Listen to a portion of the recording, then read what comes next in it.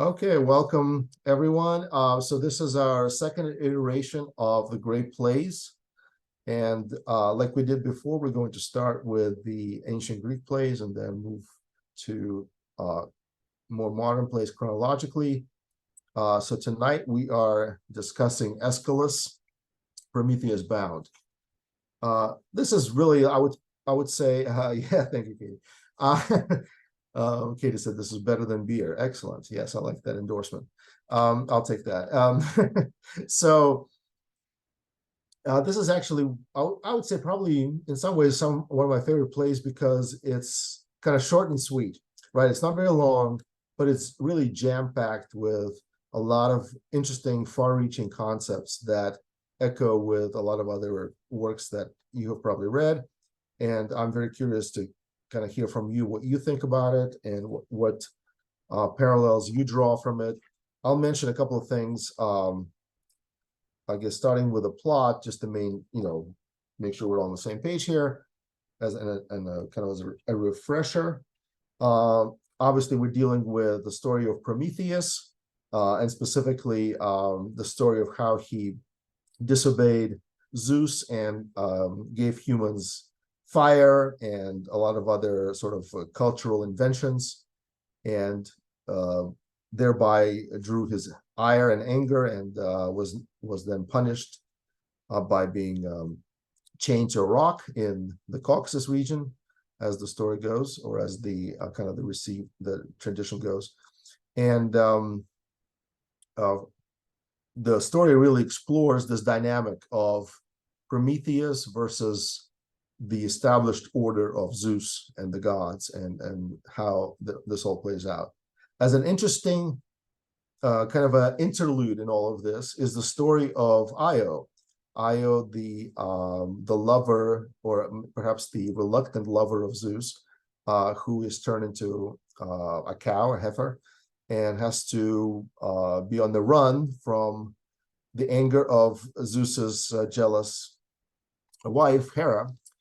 And so you have this kind of interesting, I guess, juxtaposition of Prometheus and Io both being punished by the gods, one being punished by the king of the gods, Zeus, and the other being punished by the queen of the gods, Hera. So this is, I guess, the connection that Aeschylus makes. And there are some other parallels that I guess we can talk about. But this is the main import of the story.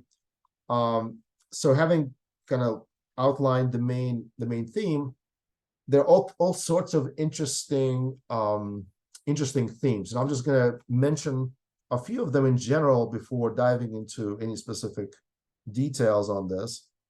So obviously there's the theme of authority versus kind of individual agency, right? The idea of authority is represented by this consortium of gods, Zeus at the helm, and kind of this idea of the consensus, the status quo, and so on. And then you have this person who is a god himself, a titan, Prometheus, and he challenges all of that, and he doesn't go along with that. So how does that, like, what is that all about? Why would somebody do that? Why would he not go along? What is so special, I guess, about humans that he has to risk his own well-being to help out the mortals?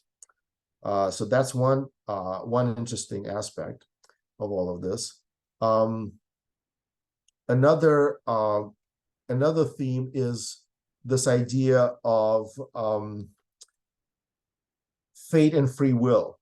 So several times throughout the story, it is mentioned that there's something actually that is even stronger than the authority of the gods, and is kind of overarching and underlying everything, which is this idea of fate.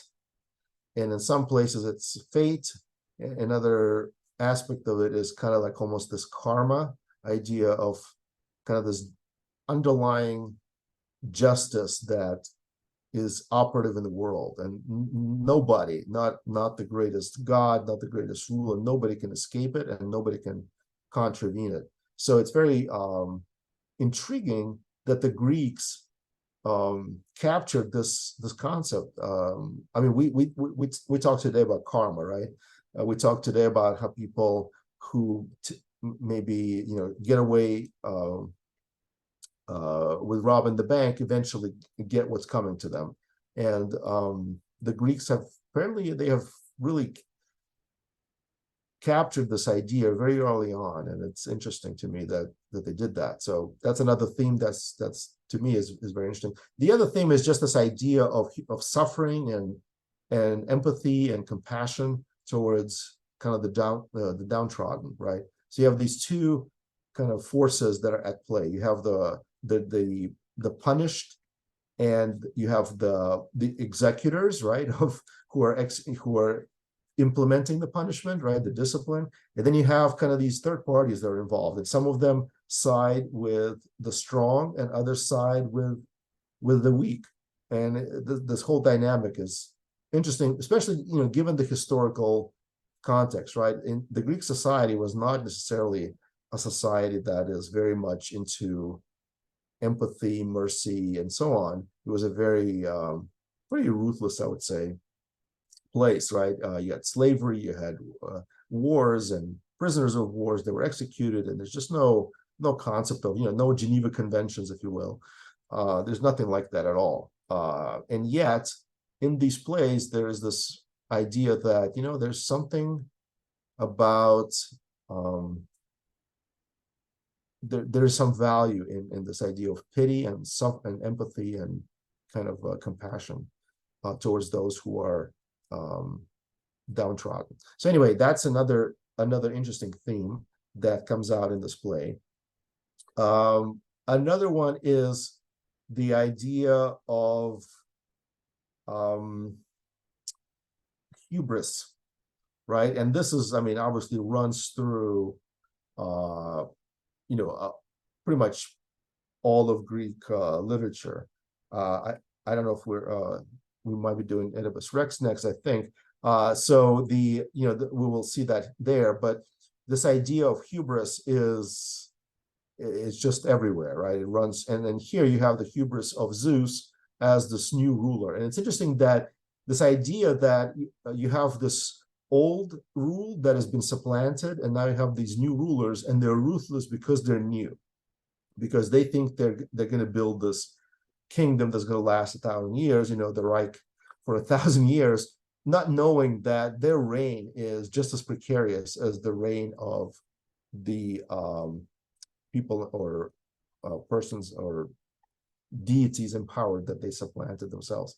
So this idea of hubris is definitely part of this play, and also the idea of kind of the humility of Prometheus. He just lets things play out. He is not going to respond to taunts and kind of accusations from those in power, whether it's Oceanus or Hermes or anyone else, or the might and power, as the play starts out by the scene is you have these two deities who are at the call and beckon of Zeus. One of them is called might or power, and the other is called violence or strength, depending on your translation. The Greek words actually, and I guess we'll jump into the Greek here. For the first one is kratos, which of course is where we get our word for democracy and autocrat and so on. So the idea is not just power, but authority, right? Authority is the main concept. And the second one is bia. Bia is more about violent force. And personally, when I was reading this, what came to me was this idea of kind of this impersonal force of the state or some kind of bureaucratic machinery. Of course, maybe that's not what Aeschylus was thinking about, but in modern terms, that to me it kind of is a good, I guess, the illustration of these concepts of this impersonal, unrelenting, unmerciful force that kind of tramples anyone and anything that stands in its way. And that's what we see in the opening lines of this play is these two henchmen of Zeus, force and violence. They keep encouraging and keep sort of prying Hephaestus to finish the job, to chain Prometheus to the rock. And anytime anytime Hephaestus expresses any any sort of doubt or remorse or pity or any kind of hesitation. They just say, look, just do your job. Don't think about it. You just do what you're told. And of course, Hephaestus does. He is kind of this ambivalent person in all of this, who is somewhat on the fence, but at the same time, he obviously is not totally ambivalent, because he follows through and he chains Prometheus to the rock. As much as he is not fully on board with it, he still follows his orders and follows through. So you have this initial kind of tension between kind of the violence, the force, the unrelentlessness of this authority, and the ambivalence of those who are supposed to go along with it, Hephaestus being one. Then we have the role of the chorus. The chorus typically represents kind of the psychological underbelly, the undercurrent of what's happening. And this time around, it seems to vacillate between support of Prometheus to support of Zeus, and in a very typical fashion, right, of kind of like our unconsciousness or our feelings, which vacillate one way or another. The chorus is certainly not set on one course of action or one set trajectory. It just keeps kind of back and forth. Okay, Prometheus, you tell us your side. Oh, okay, well, that sounds reasonable. How cruel of Zeus to do all of this stuff. And then, Hermes comes along and tries to persuade and tell his story, and the chorus goes in the other directions as well. Prometheus, shouldn't you be more reasonable? Shouldn't you, acquiesce, and so on. So you have this kind of this psychological interplay, perhaps a representation of what would go on in a person who is actually being chained to a rock and being repressed by the authority. He's both resolved to follow through, but at the same time, being human, being a person, he has this room to be ambivalent and room to perhaps realize what he lost, right, in the freedoms and so on. So that's happening as well. Some of my other notes, I want to mention a couple of things here. This idea of the fates, we've talked about this briefly. I want to mention it again in connection with two specific deities.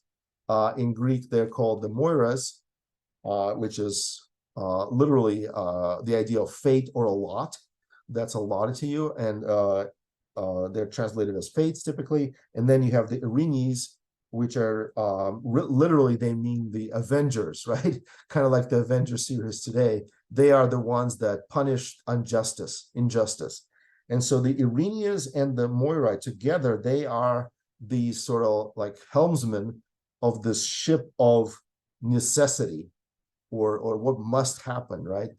Again, the idea of fatalism and the idea of certain like a karmic wheel of the universe that has to play out. And I guess in the Greek mind, that was even stronger than the gods. Zeus, for all his power, he cannot override the Moira and the Erinyes. In the Greek pantheon, the Erinyes are called the Furies, and they're portrayed as these sort of scary women with like hair, snake-like hair, and anyway, it's pretty insane. So that's the idea of the fates. And then I want to also point out this idea of hubris. I looked up this word recently just to get an idea of like all the different shades of meaning. And what was interesting to me, I always thought of hubris as just pride, but it actually is not pride per se. It's actually literally, it means violence. But a very specific kind of violence that arises from pride. In other words, somebody feels very strongly about something and they know they're right, and so that breeds violence. And also this idea of being uncontrollable passion towards something, like a hatred. So hubris it's a complex term, and it certainly has a place here in a lot of different ways. So one is, of course, the idea that Zeus is exacting vengeance on everything that came before him. And Prometheus, in some ways, represents the old guard, right? He is one of the Titans. The Titans were overthrown by Zeus in the original conquest of Olympus, and now you have this new ruler.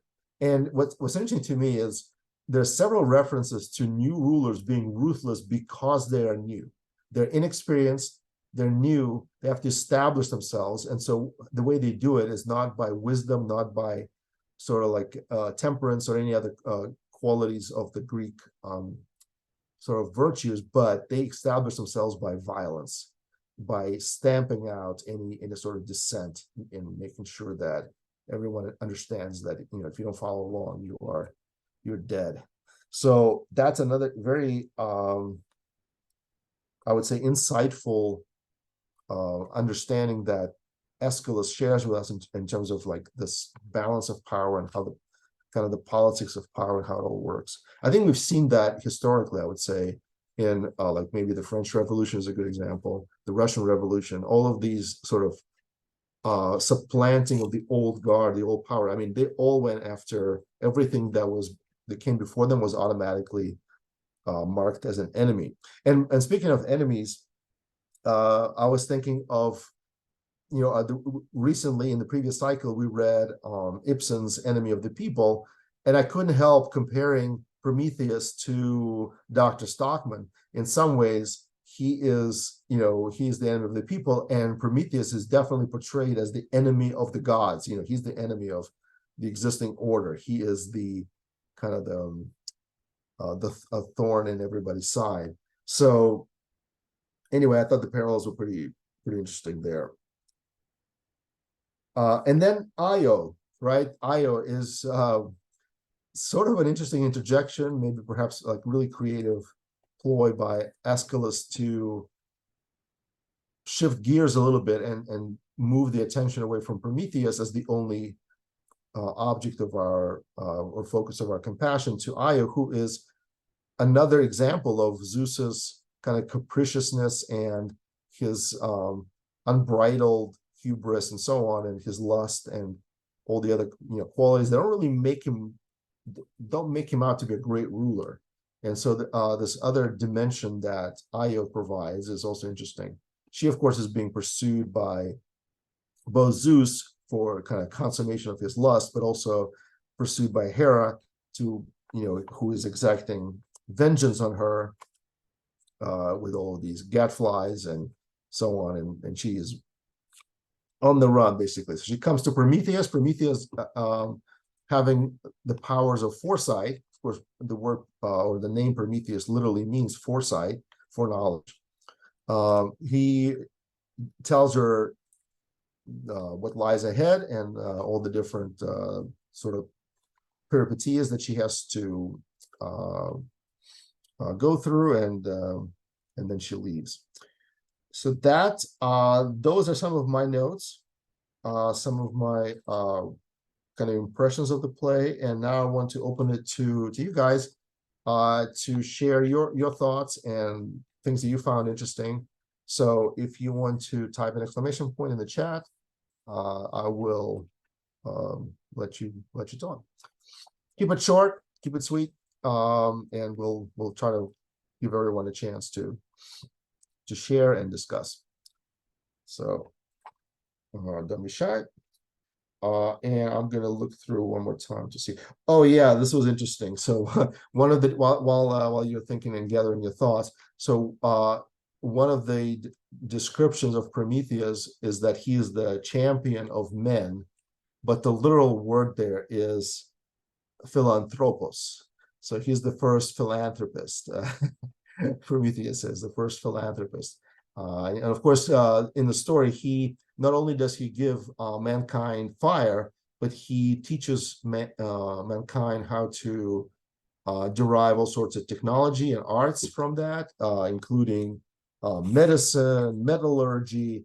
I mean, he's almost like this Thoth-like figure, Hermes-like figure in Egypt, who brings about kind of the cultural revolution, right? The cultural the great jump forward, the great leap forward in terms of mankind's ability to store knowledge and to acquire new knowledge and so on, but also just some basic skills in terms of domestication of animals, medicine, interpreting signs. I mean, there's just a lot of different things that Prometheus gives to mankind.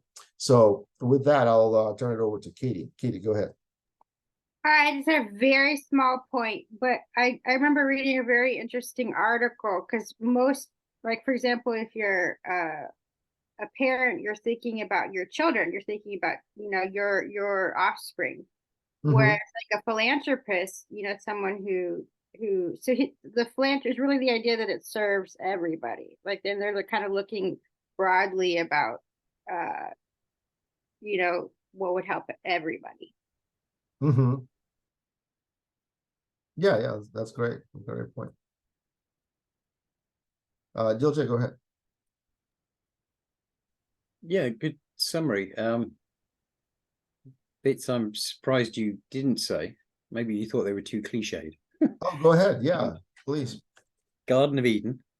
So the tree of knowledge, right? A similar thing. Enki in the Sumerian myths. Shelley's Frankenstein, and more recently Oppenheimer. I thought you were going to touch on those at some point. So right. Same sort of idea. You did touch on fate versus free will. The idea of unintended consequences to the free will. You don't have unintended consequences to fate because it's all predestined, obviously, right? So you kind of did touch on it. I thought you were going to say Oppenheimer at some point. Yes, the current events. Yeah, for sure. But do you want to unpack that a little bit? I mean, like, I guess a follow-up question for that would be, like, why do you think Zeus is so upset about humans having all of these abilities? I mean, especially given the parallel with the Garden of Eden, what is it about gods or God that sort of detests this sort of independence and what is it about that? Yeah. So the idea with the Jewish mythology, of course, is that you've got it's competition. So when you said about hubris versus humility, and you said Prometheus has this humility, well, I was thinking actually he also has this there's a usurper element to this, right? So Zeus is punishing or keeping him at bay because he's potential competitor, right? So whether Prometheus wanted to be a competitor and then get mankind on his side in order to overthrow Zeus, that's a whole narrative which is in my head, probably not in the in the story itself, but that's probably the link back to the Garden of Eden, right? So which is why you shouldn't. There's a tree, don't touch that one. I always thought that was insane. It's like giving children some sweets and saying, right, I'm going out of the room for 20 minutes, do not touch the sweets. I was like, yeah, anyway, but the idea is that you eat from the tree of knowledge and you will become gods. You'll become like us. Right? Yep. So, yeah, there you go. Yeah, what did you think, or what did all of you think about this idea that, or something that was mentioned, or maybe it wasn't really mentioned here, but I was reading about this in some rendition of this. There's a story about how Prometheus helped men to trick Zeus in terms of what part of the animal was sacrificed. Do you know about anything about this? So the idea was that basically there were two choices that men offered to Zeus. One was where they basically sacrificed the bones, but they put some fat and some things on them that they looked really shiny and really pretty, but there was nothing really of substance inside. And then the other part was the real meat was inside, but on the outside it looked completely inedible, or in whatever, it wasn't that great. And so Zeus, of course, got tricked. But the trickster was Prometheus. It was all Prometheus's kind of undercover work to train men to do this. And so that was the real reason why Zeus was so upset, is that the gods were tricked and the men were able to now keep most of the kind of sustenance for themselves, while giving the gods just sort of like a symbolic gesture and keeping most. that's supposed to be is it Hesiod? Theogony? Is I'm not sure what the source of that story is. It Yeah. might be. I don't So remember. I think that's the thing that predates it. So you've got to ask the question why in the play did he drop that theme? And also Pandora is the other thing that seems to be not in the play. Yes, exactly. Yes, Pandora was. Then you think of Trickster, and you think of Loki and the whole Norse god stuff, which has got a similar theme as well, right? It's like they're all copying each other. Okay. Yeah, I don't know. What's your thought? Why was that Trickster bit dropped, do you think? Because they wanted a more sympathetic character? Well, yeah, I mean, Hermes is kind of playing that part, right? He is the trickster typically Oh in yeah, true. Greek mythology, but here he only comes almost at kind of the very end. He doesn't really do a whole lot, except for he tries to elicit from Prometheus the details of Zeus's potential demise. So throughout the play, Prometheus drops these hints that, you know, Zeus's reign is not as secure as he might think, and there's going to be a somebody in his progeny that's actually going to supplant him, just like he supplanted Kronos, his father. And of course, Zeus gets the word of this, and he sends his best trickster / spy, Hermes, to try to pry it from him. Of course, Hermes is not very he's pretty not exactly very tricky there. He just comes out straight with it and says, Prometheus, you better tell us what's going on. Like who, you know, name the maiden that will be Zeus's demise. And of course, Prometheus withholds as he ought to, and nothing happens there. And so it's an impasse.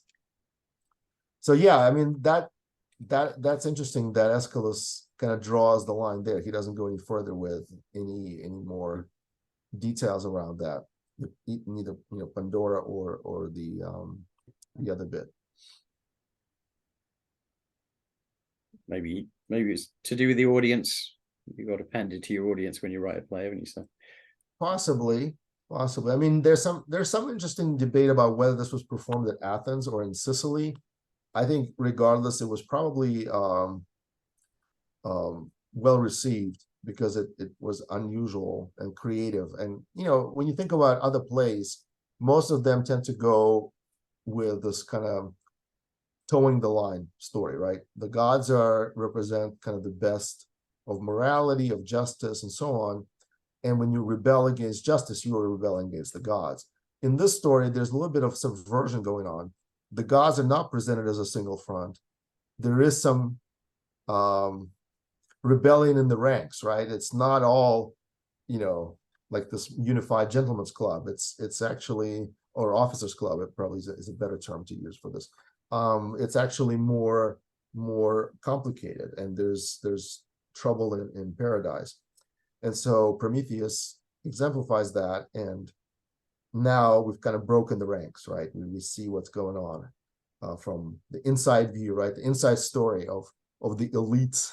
The gods are the elites, right? And so we see the kind of the disarray and the envy and the jealousy and the fear of losing power, and how it breeds violence and, you know, revenge. So some of those curtains are drawn, and I think that's what's brilliant about this play, is it really unveils some of the psychological dynamics that really probably play out all the time in every soap opera, right? Yeah, pretty much.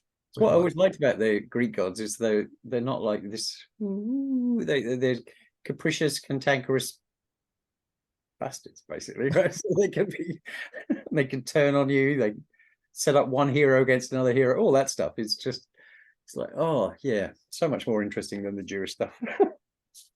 Well, I don't know about that, but I would say that they do really tap into the Jungian archetypes quite well, right? You have the trickster, you have the father figure, you have the hero, the protagonist, Prometheus. I mean, there's just a lot of the yeah, I don't know about Katie. I don't know that Prometheus is like Greek. I mean, there's the Greeks have sort of variations in these themes, whether Prometheus created humans, or whether it was Zeus, or whether it was something else. I mean, yeah, there's a lot. I think in one storyline, it is Prometheus who creates them from clay or something like that, or from earth. I don't remember exactly. Clay, yeah, I think so. Yeah, it's clay. But then there's some other versions of that same creation story that's different. So yeah, it's interesting. Yeah, and this idea of knowledge and of access to technology, right? So in some translations, it says something like Prometheus gave them fire and allowed humans to create all sorts of art.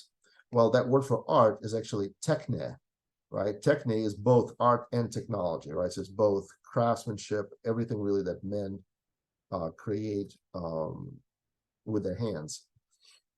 And so it's a far-reaching term, and then it reaches into medicine, it reaches into metallurgy, it reaches into any sort of creative activity. So it's a very, very much again an archetypal like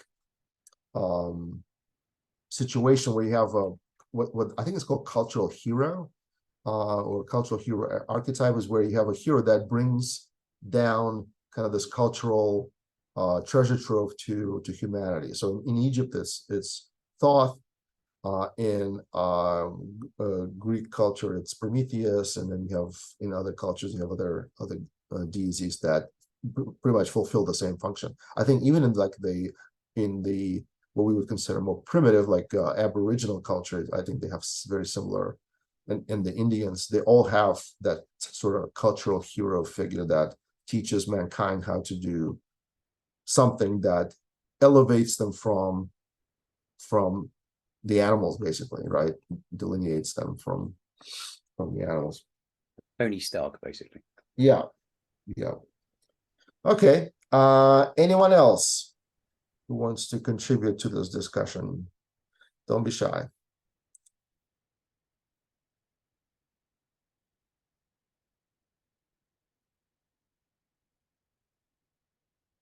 Everyone is thinking very deeply about this, I can tell. That's why they're all quiet.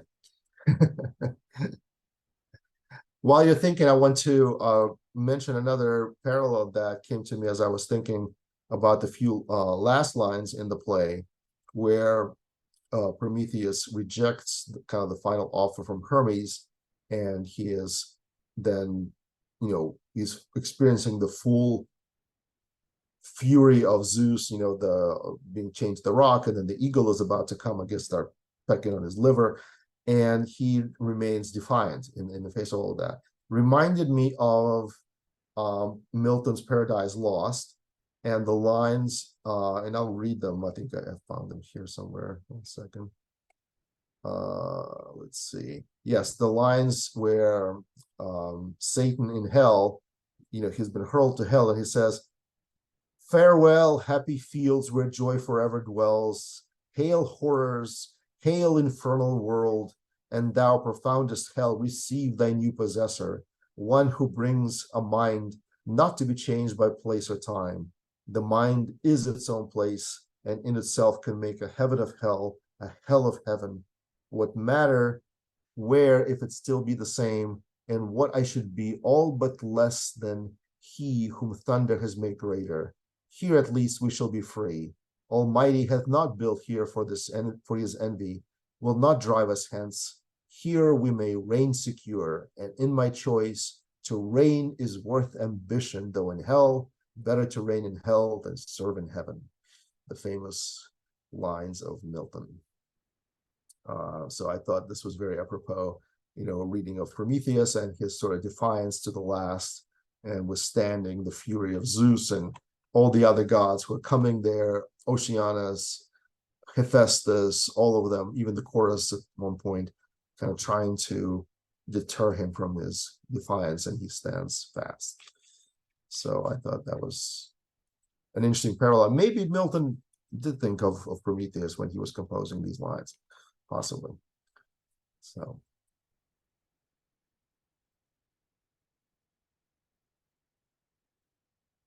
All right. Anyone else wants to chime in and share some of their thoughts on this?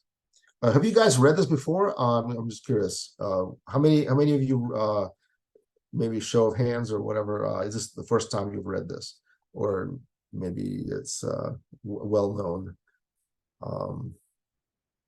well worn? play for you. You just asked for two things. Do you want to show our hands for the first time, or that we've seen it many Oh, times? the first, yeah, the show of hands for the first timers who read it for the first time. No one. Okay, so that's good. That means everyone has read this before, and this is a oldie, but hopefully a goodie. All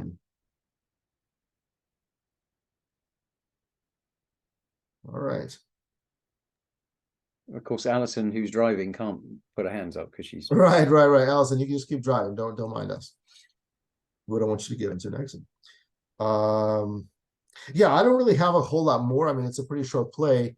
Like I said, it's there are a lot of themes that are here that I feel like are very far reaching and kind of universal, right? And we see them all over the place, and they keep popping up, but I don't know what else to necessarily expound here, because it seems to me like it's pretty much on the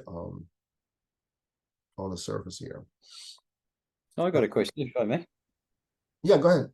Something I didn't quite understand in terms of how the rules work when you're doing foresight, because I don't have any probably.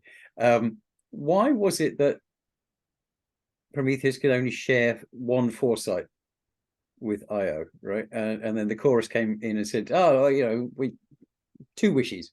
There's two of us. You can tell us one thing, you can tell Io the other." Why? Where was that?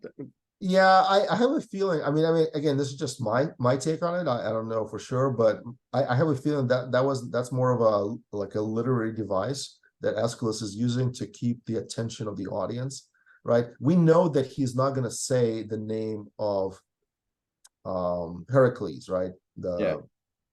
So, but he gives this kind of an illusion of choice that is, we already know which choice she's gonna prefer. So that way she doesn't get to hear the name of the actual hero, right? That will free Prometheus, which is Heracles.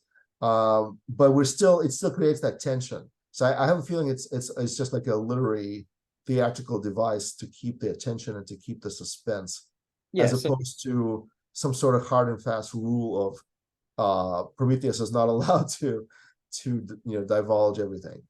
So when you're planning on a movie series, Avengers or whatever it might be, right? You'll put in something that sets up the next story, right?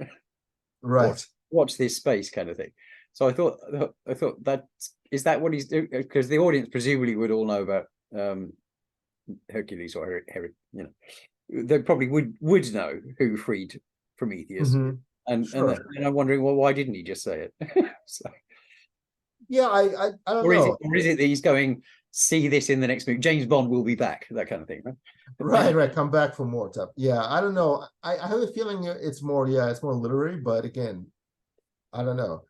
I mean, keep in mind also he's not divulging the name of the person that is going to be the nemesis of Zeus, which again, since he does get free, it's not clear whether that negates that whole prophecy, right? So we don't know for a fact. Does Prometheus actually tell Zeus later after he's freed, and then kind of allowing him to forestall that potential rebellion, right? So it's not clear in this story or even in mythology. We don't really, at least I'm not aware of a story there where Prometheus actually says, "Oh, by the way, Zeus, here's the name of the person that you should be concerned about." Correct me if I'm wrong. Like I'm not aware of that one. So that's another interesting avenue to explore and to think about. Ernest, go ahead. First of all, I just want quickly to mention, most of you know this is first of a trilogy. There is supposed to be two more plays after that. And as far as I know, it was there was a planned marriage with Thetis that Zeus was after, and that's he was warned, and that's why he never married. And so that's, I believe it was god nymph. Thetis was right. That's the mother of Achilles. Yes, correct. Yeah, because he was foretold that he will be greater than his father. Right. So so that means we just don't have the materials, right? We lost those two plays. And yeah, potentially they were telling the rest of that story. Yeah, that's a great point. Thank you.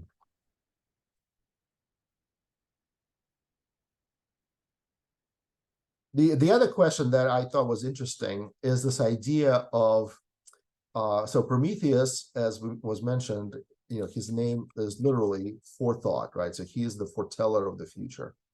The question comes up, did he foresee his own demise, right, as he was helping the humans?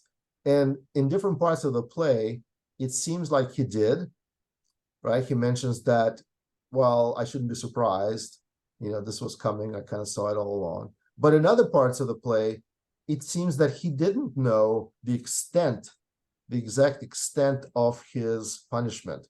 So he knew that he was going to get punished, perhaps, but he didn't know how badly it was going to turn out for him. And he does seem surprised at the harshness of it all and the injustice of it all. So that brings up this idea of, the famous kind of dictum of the doctor who can heal others but not himself, right? The same accusation that was hurled at Jesus on the cross. Hey, healer, heal yourself, right? And he couldn't. If you're so great, why don't you come down from the cross? And this idea that a person who sacrifices himself cannot save himself. That's the price you pay for self-sacrifice, is you cannot save yourself, even if you are able. I mean, if theoretically you're able to. So this interesting idea of a free sacrifice, Prometheus, in some ways, I would say probably parallels Jesus in a lot of ways, right? It's this idea of a God who saves humans, stoops down to human level, breaks. I mean, Jesus didn't really break with God the Father, but in a sense, he did stoop down to humanity's level and sacrificed, himself for the betterment of humanity, theoretically. So that's the connection, perhaps. And again, if you any thoughts on any of this, feel free to disagree with me or express your own thoughts on this.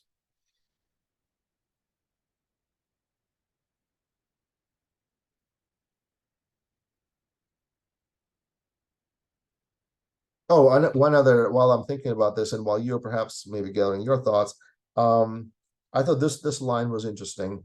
So one of the things that Prometheus does for mankind is he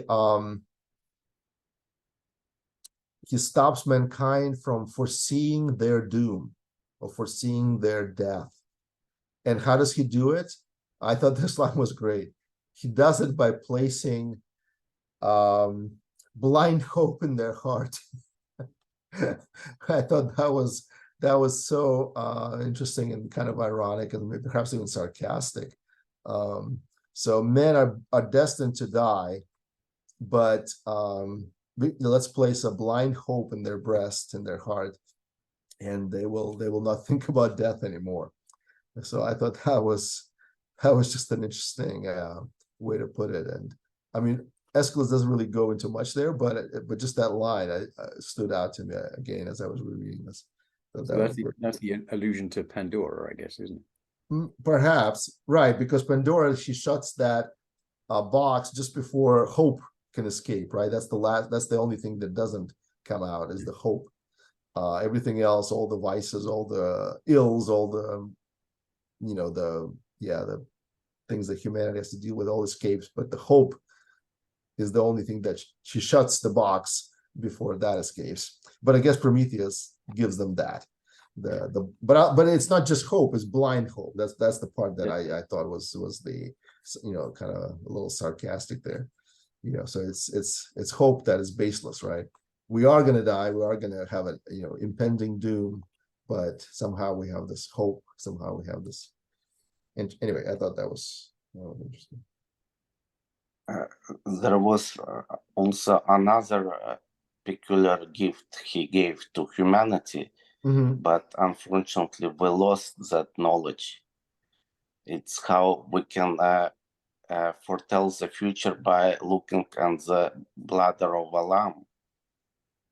Yes, that is terrible that we don't have that anymore. I don't know how we all make it through the day without that ability. I honestly, I think that's really the trouble with our society today, is we've lost that, and we really need to go back to the Greeks to try to restore that ability, both by looking at the liver and also is it the flights of birds, and there's just a lot of interesting things that really we should be including on that Weather Channel that are not there, and that's part of the problem. Yep, I agree with you, Ernest.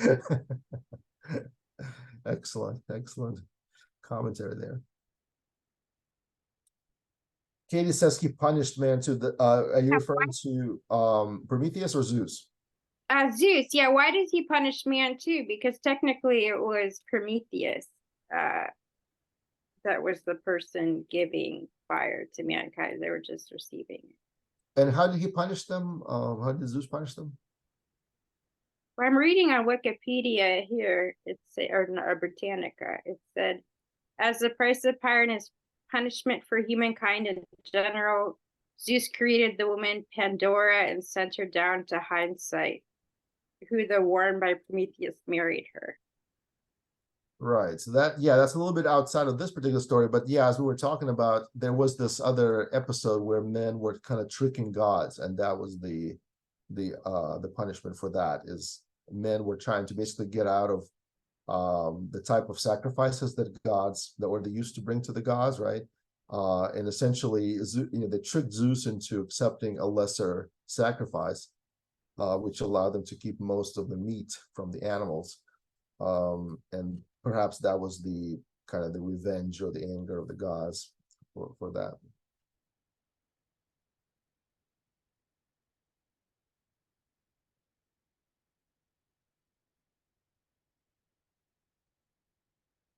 Jesus as a historical, or as a figure, we see kind of the end of the practice of animal sacrifice.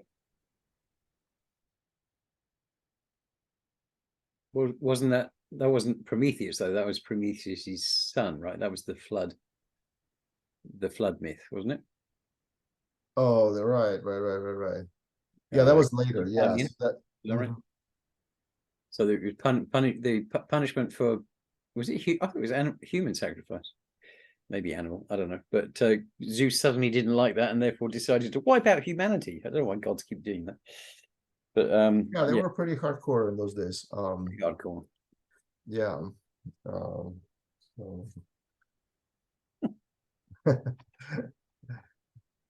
All right. Well, unless there are any more additional commentary, I don't want to hold you guys up. It was, again, I think it was a great play. I really, like I said, I enjoy rereading this one. The themes are great, and just really makes you think about some of these recurring themes about what we're talking about, the tyranny, justice, agency of a single person who stands up against authority, and we've seen that before in like Antigone and enemy of the people. I think that this is a recurring theme, and of course, even like Paradise Lost, you can say that Satan is in some ways kind of this rebel against authority, and he represents something positive there. Although that's a little more difficult to defend, I think, from Milton's perspective. But in any case, last chance to contribute to anything you guys want to add to this. DJ, go ahead. So, what was the resolution between the fate versus the free will? So you got fate and foresight that comes from it's predetermined, right? Versus the free will and the unintended consequences of giving technology and just letting it happen, right? What's the resolution there? Was there any? I didn't feel like there was, really. I think it's open-ended. I think it's more like an interplay. And again, even Prometheus's own actions, are they part of that fate? Are they part of that sort of predetermined playbook. It doesn't sound like it to me. It sounds more like it was his own decision that he took, knowing full well what would happen. On the other side, and I guess we can discuss this when we get to Oedipus Rex, there's that famous dictum of character's fate. And perhaps Prometheus sees everything, sees that it's bound to happen, and he agrees with it. And so he does it because it goes along with his own being, his own kind of internal compulsion, if you will. But just like Oedipus, as we'll see later, he just can't stop, right? He has to find out the truth. And every opportunity he has to stop, he rejects. And so Prometheus, in that sense, is kind of similar, where he didn't have to do any of this, right? He could have just got along with Zeus's power and reign, but he decides to step outside of that. And is that foreordained? Is that part of the fates? It's not clear to me that it is. It's not clear that any of this really is kind of pushed upon him. That in the Bible, you have the same paradox, right? You have this idea of man as responsible for his own actions, and at the same time that everything is kind of predetermined, and that nothing is outside of. So you have both things, and I think a lot of people, Calvinists and Protestants, they were always like trying to kill each other over these issues and these questions. And the best I can think of is that you have to keep these ideas. The best way to address it is to keep both ideas in your head without trying to reconcile them. They're both true. It seems like instead of trying to figure out some clever way of aligning them and reconciling them, the best way is to keep the irreconcilable ideas both active and both sort of like part of the universe, part of the reality. So there's that's in the Quran too. It's also reminded me of the myth of Merlin, who could always see the future but still did all the things that he it's like, do not give this sword or something to this person, otherwise they're going to kill you. And then he does, right? He said, well, why? Right. And that cognitive dissonance, I guess, that we have to live with, just realize is also echoed in Douglas Adams, right? So he says the answer to the life of the universe is 42, but when you get into the fourth book of the trilogy, then you realize that the question that relates to it is actually, what is 6 times 9? So you've got that. Oh, okay. Well, that marries up. It's that same. Yes, that's life. It's essentially the same. Yeah. I forget who said this, but I think I forget who it was. But anyway, the saying goes something like, a person who's really smart is able to keep ideas that are contradictory both in their heads at the same time without trying to reconcile them. And that's really the measure of a person's kind of acumen for thinking or for being whatever. Because it's easy to always like side with one thing and kind of have an imbalance and you create this artificial system that everything checks out. But that's not reality. Reality always tends to be bigger than any sort of contrived system. And so I think the Greeks understood that, and they have this open-ended system where you have both the gods who are powerful but not omnipotent in a sense, and then you have this idea of fate and karma, the Avengers, right? The idea of things just coming back to you, you just can't escape it. Even the gods can't escape it. They also call it necessity, like it has to happen, like nobody can escape it. And then the third part is this human agency or agency in general, individual agency, and that plays a part in that as well. So you have all these three things that are happening, and I think it's good. It's a good balance for us today when we think. Sometimes it's easy to think that we don't have any say in anything because the world is run by these super powerful corporations or people or so on, but it's actually not true. And nobody has absolute reign. It's a complicated balance of power from different groups, different people, and sometimes a single person can have a huge impact on society and so on. So I think Aeschylus maybe reminds us of that. So maybe that's a good takeaway lesson from it all, right? The idea that human agency or agency in general is something that we should not discount in the face of seemingly inexorable rule or authority. It's always our prerogative to exercise it and to use it for what we think is right. Even when the Yes. gods are against us. Yeah, exactly. All right. Well, It looks like Ernest wants to say something. You Mhm. can... No, okay. You're like, yeah.